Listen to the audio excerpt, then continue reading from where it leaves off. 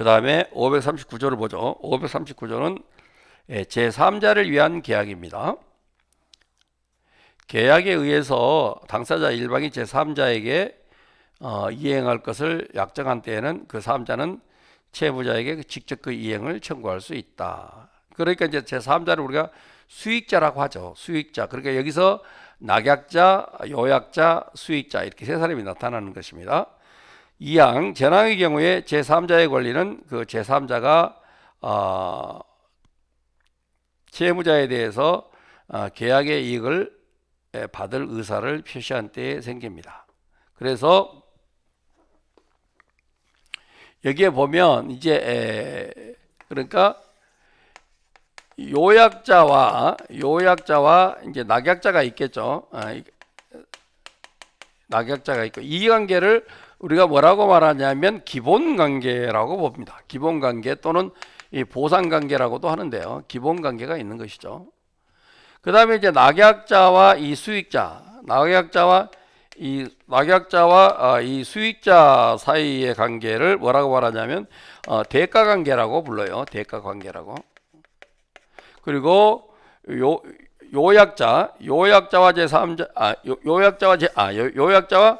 수익자의 관계를 우리가 이 관계를 대가 관계라고 부릅니다. 대가 관계라고 불러요. 그리고 수익자와 낙약자 사이의 관계를 이것을 이제 수익 관계라고 우리가 부릅니다. 그러니까 요약자가 수익자한테 왜 줄까 이거죠. 요약자가 수익자에게 왜 줄까?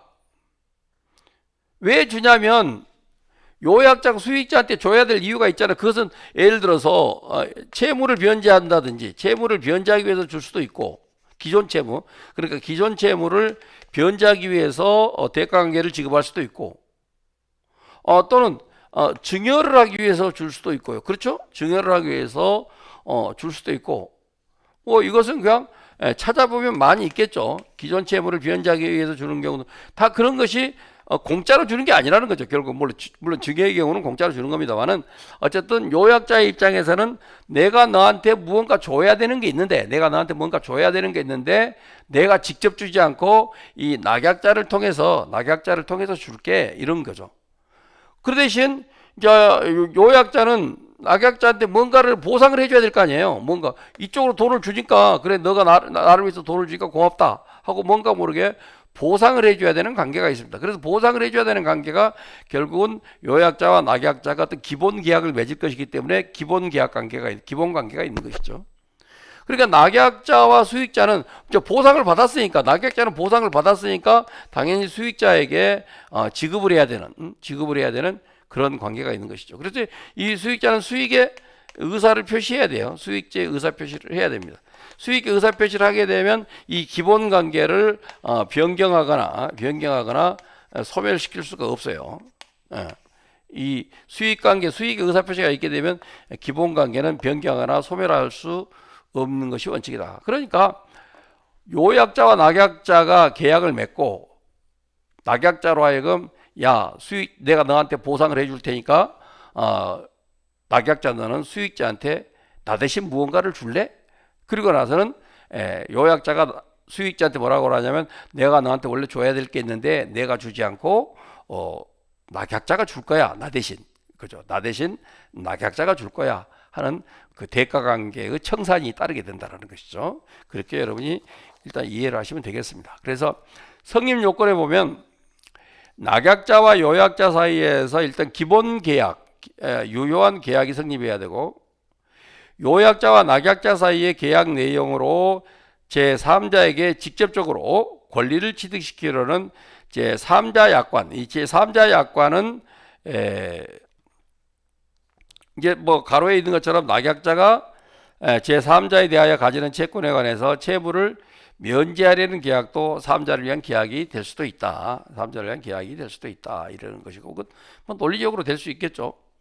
제3자는 계약 성립 시에 특정 가능성이 있는 한 현존 특정되지 않아도 됩니다. 그러니까 태아나 설립 중의 법인도 가능하다라는 것이고, 다만 수익의 의사를 표시할 때는 권리 능력이 있어야 한다라는 것입니다. 그래서 효력은 이렇게 기본 관계, 수익 관계, 대가 관계 세 가지 측면에서 봐야 되고요. 기본 관계를 보상 관계라고 합니다. 내가 너한테 보상해 줄 테니까, 내가 너한테 보상해 줄 테니까 낙약자야 수익자에게 일정한 그 수익을 줄래 이런 거죠. 낙약자의 요약자에 대한 권리. 그래서 요약자가 채무 불이행 시 낙약자는 계약 해제가 가능합니다. 그러니까 요약자가 이 수익 관계에 대한 이것을 이행을 안 하면 결국 채무 불이행이 될 것이고, 채무 불이행이 있게 되면 이 기본 관계를 어떻게 되죠? 해제할 수 있다라는 거죠. 기본 관계를 해제할 수 있다. 이 해제는 여기서 말하는 변경 소멸에 해당하지 않는다라는 거예요. 수익자가 의사표시한 뒤에도 이 기본 관계를 해제할 수 있어요. 또는 기본 관계가 또는 취소 무효가 될 수도 있죠. 이렇게 된다라는 것입니다. 그래서 둘째 줄에 보는 것처럼 낙약자의 요약자에 대한 권리는 만일 그 채무를 이행하지 않으면 낙약자는 계약 해제가 가능하고요. 그러니까 낙약자도 쉽게 말해서 또는 그 기본 관계를 이행하지 않으면 보상을 해준다라고 했는데 그 보상을 안 주면 낙약자는 계약을 해제할 수 있고, 또 요약자는 요약자대로 또 낙약자가 이행을 하지 않으면 그걸 가지고 또 계약을 해제할 수도 있고, 서로 이런 관계가 있는 것이죠. 그 다음에 이때 그 전에 제3자가 수익의 의사표시를 하였더라도, 그러니까 수익의 의사표시의 변경 소멸이 금지가 되는데 수익자에게 대항 가능하다라는 것이죠. 그러니까 원래는 변경 소멸시키지 못하는데 기본 계약을 해지함으로써 실질적으로는 변경 소멸, 그렇게 되면 이제 수익자는 더 이상 수익을 얻을 수 없게 되는 상황에 되는 것이죠. 이렇게 된다라는 것입니다. 그러면 이제 낙약자 입장에서는 일부를 갖다가 수익자에게 줬는데 기본 관계가 해지가 되게 되면, 그럼 어디 가서 그 자기가 지급한 것을 돌려달라고 원상회복을 청구할 수 있느냐라는 것에 대해서는 기본적으로 말하면 이 낙약자의 계약 당사자는 요약자거든요. 그러니까 만일 계약이 해제되면 수익관계로 지급한 것에 대해서는 누구에게 반환 청구를 해야 되니까 요약자에게 반환 청구를 해야 되고, 이 수익자에게는 반환 청구를 못합니다. 수익자는 그냥 수동적으로 받는 사람일 뿐이기 때문에 계약의 당사자가 아니잖아요. 그렇기 때문에 계약이 해제된 경우 낙약자가 수익자에게 지급한 것을 보상을 받으려면 결국에는 요약자에게 부당이득 반환 청구를 할 수밖에 없죠. 그래서 기억해 두세요. 수익자에게 부당이득 반환 청구를 할 것이 아니고 요약자에게 부당이득 반환 청구를 해야 된다. 그리고 기본 관계가 아까 말한 것처럼 무효 취소된 경우도 마찬가지입니다. 즉 기본 관계가 무효 취소 해제된 경우에는 낙약자는 요약자에게 원상회복이나 부당이득 반환 청구를 해야 된다. 그 다음에 요약자의 낙약자에 대한 권리, 이거에 대해서는 또 뭐 당연히 채무 불이행이나 이런 것이 있으면 또 역시 마찬가지로 아까 말한 것처럼 계약 해지할 수 있겠죠. 그 다음에 대가 관계입니다. 요약자와 수익자 사이의 대가 관계를 보면, 대가 관계가 무효 취소 해제 시 그러니까 대가 관계는 요약자와 수익자 사이의 내부 관계이기 때문에 그것이 무효가 되더라도 기본 관계, 다시 말해서 이 관계가 대가 관계가 무효라고 하더라도 이 기본 관계는 변함이 없어요. 대가 관계가 무효라고 하더라도 기본 관계는 변함이 없다. 영향이 없다. 단지 요약자는 수익자에게 부당이득 반환 청구를 할 수 있을 뿐이다. 따라서 낙약자는 요약자와 수익자 사이의 대가 관계에 관한 항변으로 그 수익자에게 대항하지 못하고, 요약자도 대가 관계 부존재나 효력 상실을 이유로 자신이 기본 관계에 기해서 낙약자에게 부담하는 채무의 이행을 거부할 수 없다. 여러분이 기억할 것은, 요약자와 수익자 사이에 대가 관계에 문제가 있으면, 예를 들어서 기존 채무를 변제하려고 했는데 보니까 기존 채무가 없더라는 거예요. 그렇게 되면 내가 실수했네, 돈 안 줘도 되는데 왜 내가 돈을 주라고 했지?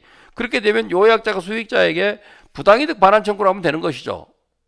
그러니까 이 대가 관계가 무효 해제 취소가 돼서 취소가 돼서 두 사람 사이에 대가 관계가 없는 거예요.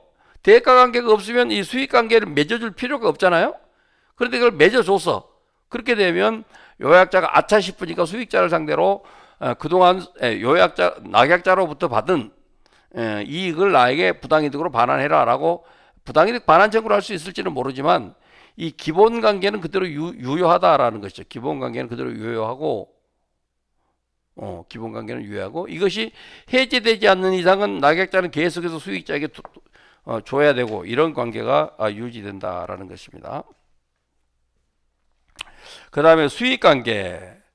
이 수익 관계는 이제 우리가 급부 관계라고 하는데 이제 그러니까 그 보상을 받았으니까 낙약자가 이제 이행하잖아요. 이행을 하는 것이 수익 관계 급부 관계인데 수익의 의사표시에 의해서 수익자는 계약상의 권리를 확정적으로 취득하고 이러한 그 수익의 의사표시는 사업자를 위한 계약의 성립 요건이나 효력 발생 요건이 아닙니다. 그것은 기본 관계에서 끝나요. 사업자를 위한 계약의 효력은 기본 관계에서 끝나는데 수익자가 권리를 취득하기 위한 요건입니다. 3자가 수익의 의사를 표시한 뒤에는 계약의 당사자가 수익자의 권리를 변경하거나 소멸시키지 못하며 위반하면 제3자에게 효력이 없다. 그러나 아까 말씀드린 것처럼 계약을 해지하는 것은 가능하다라는 거죠. 계약을 해지하는 것은 가능하다. 그런데 그 해제는 합의 해제는 안 돼요. 합의 해제는 안 되고 법정 해제만 가능하다라는 거죠. 합의 해제를 하는 것은 자기들이 임의로 합의를 해가지고 변경하는 거잖아요. 소멸시키는 거잖아요. 그러니까 합의 해제는 안 되고 법정 해제만 가능하다라는 것입니다. 그 다음에 그 나번을 보시면 낙약자의 항변은 낙약자는 기본 관계에 기한 항변으로 수익자에게 대항할 수 있습니다. 수익자는 민법상의 제3자 보호 규정에서 말하는 3자에 해당이 되질 않죠. 새로운 이해관계를 맺은 사람이 아니잖아요. 그냥 기본 관계에 덤으로 추가된 사람일 뿐이지 기본 관계에 덤으로 추가된 사람일 뿐이지 누구죠? 수익자하고 낙약자가 새로운 계약을 체결한 관계가 아니기 때문에요. 그 다음에 답은 낙약자가 채무 불이행 시 요약자는 계약을 해지할 수 있고요. 이로 인해서 손해를 본 수익자는 낙약자에게 자기가 입은 손해의 배상 청구가 가능하다. 그러니까 낙약자가 이행을 하지 않으면 요약자가 채무 불이행을 이유로 계약을 해지할 수 있고 그렇게 되면 수익자는 자기에게 돌아올 수익이 사라져 버렸기 때문에 낙약자를 상대로 자기가 입은 손해의 배상을 청구할 수 있습니다.